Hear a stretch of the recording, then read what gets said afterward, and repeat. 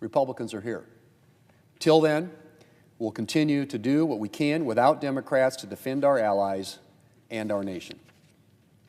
Mr. President, over the last 4 years, the Biden administration set our energy security on a dangerous path.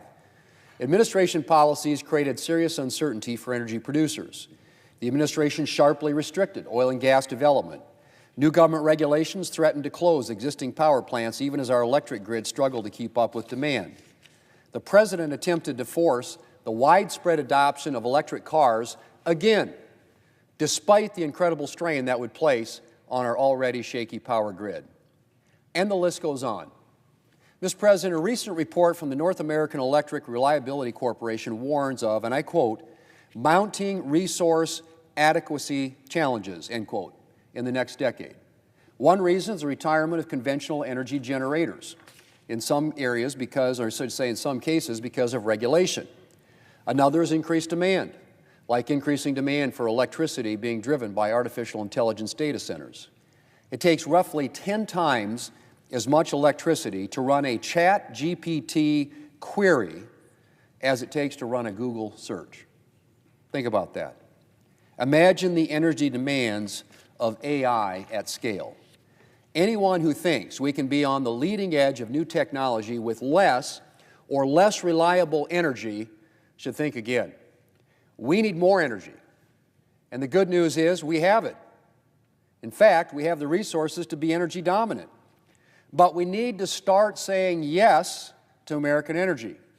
Mr. President, on his first day in office, President Trump took the first steps toward restoring American energy dominance.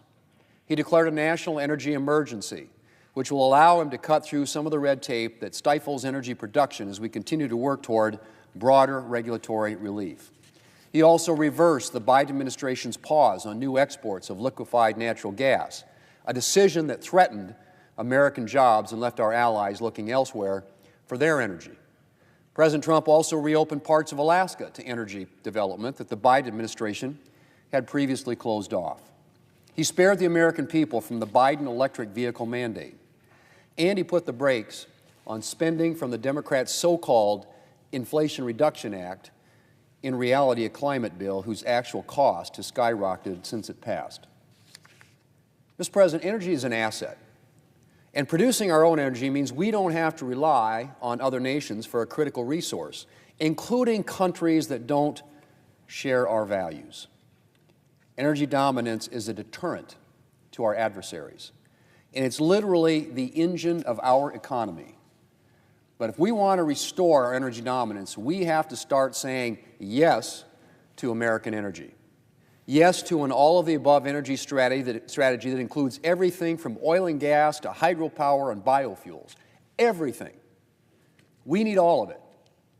Mr. President, I've come to the floor many times to discuss the negative effects of burdensome regulations. And for the last 4 years, the EPA has put forward some of the Biden administration's most harmful regulations. There was the WOTUS rule that would have been a disaster for farmers and ranchers. The Good Neighbor rule that would have shuttered power plants in several of our states. The Clean Power Plan 2.0, which would have jeopardized our future energy security. Overly strict emission rules for vehicles that would have forced Americans into electric vehicles that they don't want, and in most cases can't afford. Costly standards for medium and heavy-duty trucks that would have harmed small trucking operations. The list, Mr. President, goes on. Regulations like these, drawn up in Washington, D.C., have real-world impacts. And I'm pleased that President Trump is committed to giving Americans relief from excessive regulations and that his EPA nominee will help him implement that vision. Lee Zeldin, whose nomination we will vote on later today, is a former 4-term congressman representing a district almost completely surrounded by water.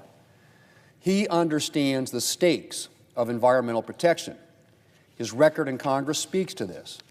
But Mr. Zeldin also recognizes that the EPA can't be a hammer in search of nails, and that EPA rules have to be balanced with the needs of our economy, our national security, and the American people. He also understands the importance of collaboration with stakeholders, something that was too often lacking in the Biden administration. I know farmers and ranchers in my state would have appreciated a seat at the table before the Biden administration resurrected the harmful WOTUS rule.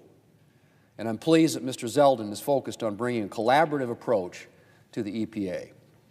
Mr. President, I'm also grateful that Mr. Zeldin committed to timely release of the renewable volume obligations as is required by the Renewable Fuel Standard.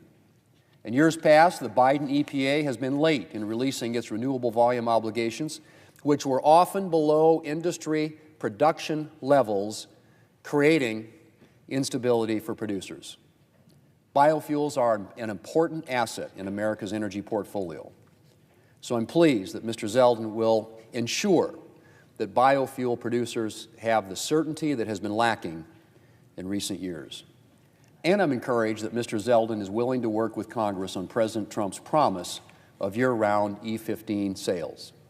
Restoring energy dominance will require an all-of-the-above approach.